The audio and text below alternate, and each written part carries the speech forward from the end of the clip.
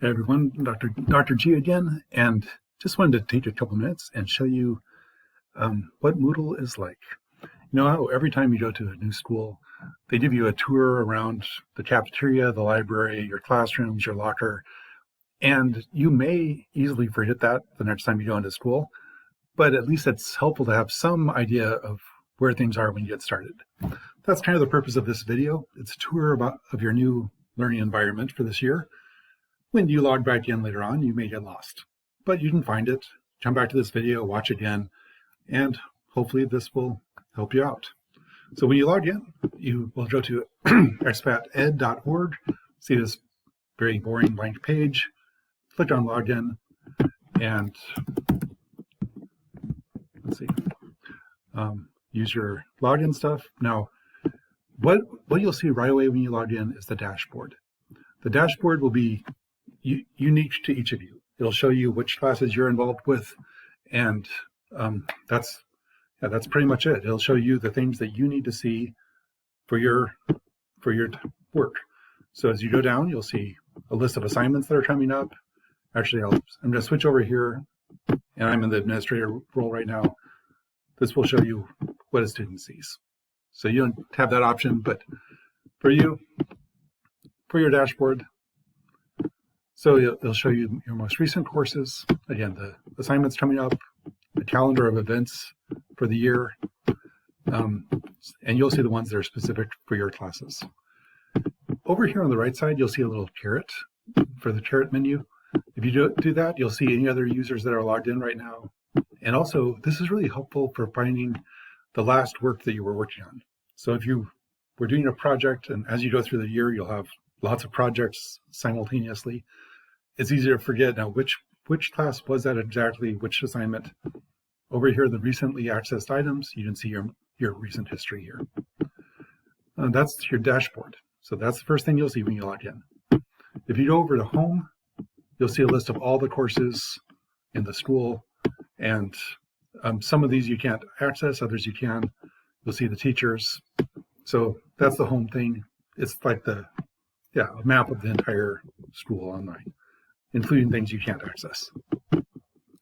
Go to My Courses, and again, you'll see something that is like the dashboard now, only this will show all of the classes that you're enrolled in. For me, right now, I have all of them. So I have a lot more listed here than you will, but you'll see the math courses all have this symbol, language arts all have this icon, social studies is the world, science is the world plus technology plus numbers. So those are different icons just to help you find things quickly as you go through. So let's start with this course that we're in right now, the Digital Literacy for Learning. So we'll go into that. Now, as you're taking the course, you see that there's another menu that's popped up on the side. If you click here, this will show you kind of a table of contents of the entire course. Everything that's there, including, you see this symbol, that means you don't have access to this yet. So if you click on this menu, you'll see a table of contents of all the work in the course. You can remove that to make it easier to work with. Over here on the right, you have another menu that shows how much you've completed of the course, upcoming events, and things like that. But again, you can make that smaller. I like to wire text when I read, not having the screen cluttered, so I reduce that. But that's my own choice. So as you go through, you'll scroll fast through this. Actually, this is a video that introduces you to the course. And you go down and you'll see Module 1, Open the Toolbox. It tells you the date for each assignment as you go through. It tells you what you have to do for the assignment. For this one, you have to make a forum post and post 3 replies before you can mark it done. You go down here, again, you have the date and the assignment. By the way, notice how I'm going through this. I'm going slowly and reading it. And the Moodle sites are meant to be read. I've noticed lots of high schooler and middle school students, when they get a new site, they just start scrolling like this, looking, I don't know what they're looking for. Honestly, I've helped so many students who just scroll as fast as they can on their phone or something. You're not going to find a picture of your friend here to click on. So just go slowly, read the things that you see, and that's how you'll go through the course. So up here, you'll have the general part.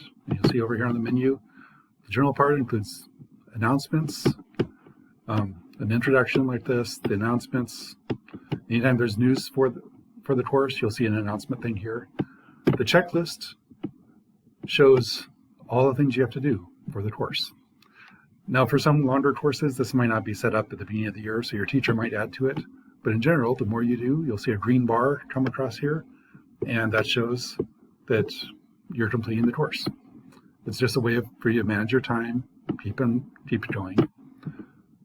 The syllabus, it's like all syllabi, tells you about the course in general.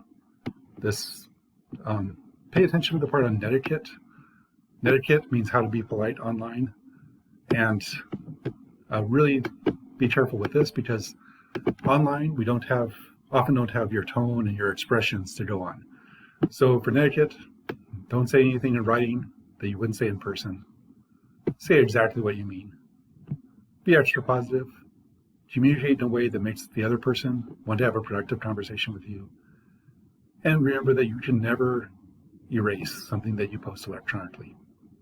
So keep those things in mind. Oh, one last thing, one last note about this. When I say exactly what you mean, really avoid pronouns.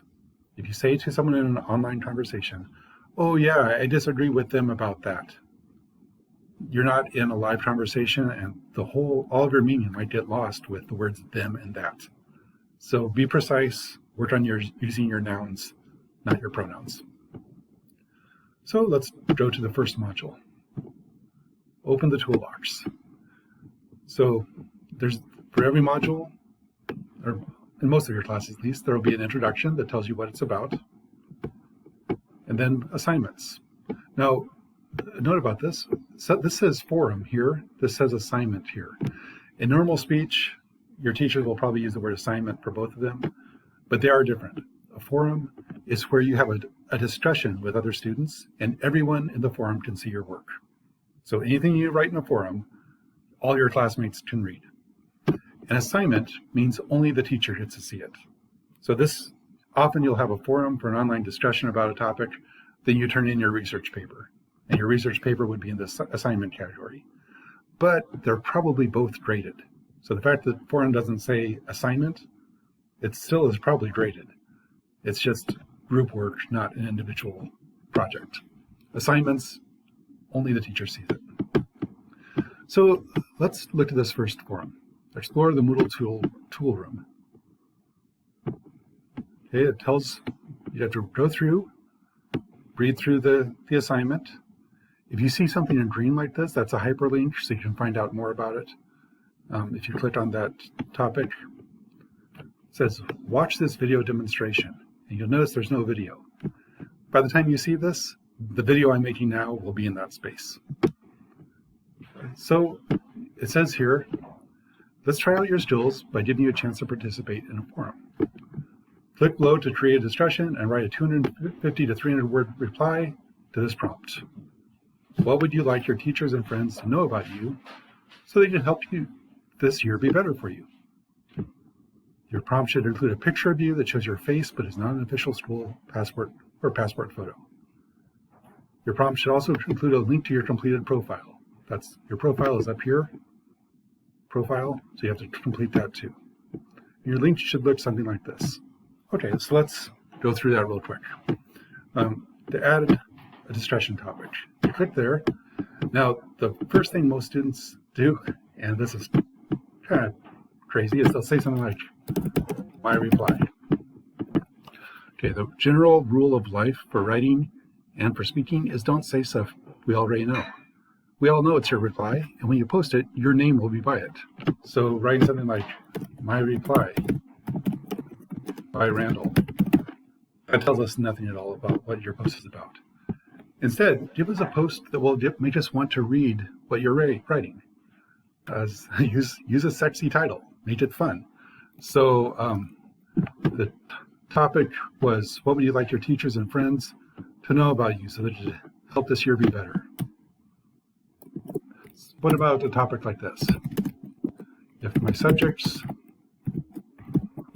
only understood by the king of Minnesota. I know now that doesn't say a lot, but it does show you I might have a sense of humor. So get a title that will tell us something about what's in your post, and then reply. So if you were to type your answer here, you write your response. You can also write in Microsoft Word and copy paste. It said that you have to insert a photo. To do that, you click on this item, browse repository. You'll have to upload a file, and then choose a file from your desktop or something like that and enter it. That's how you do it. And once that's in, it'll automatically put the picture up. For the auto size here, I recommend putting it at about 350 pixels wide. Don't give us some massive photo that we can't read. And that will block up the server. So if you're a photographer and like incredible photo sizes, don't do that to us. Likewise, if you use a video, this icon here will let you put in a video. And the way to do that is put in the URL from YouTube or from Google Drive. Please do not click on this icon. This lets you record a video right in the machine, and it takes up way too much space. So use this to put in a link. Oh yeah, something that I would like to show you. Let's say, let's find a video to just try this out with. It's going slowly, of course. All right, let's say classic rock. I don't know why this is popping up, but let's say I want to put this in. Okay, so I'll copy the link, go back over here, click on video, put in the link, enter the name, and it'll look like this when you start out, but once you post it, it'll look like a real video.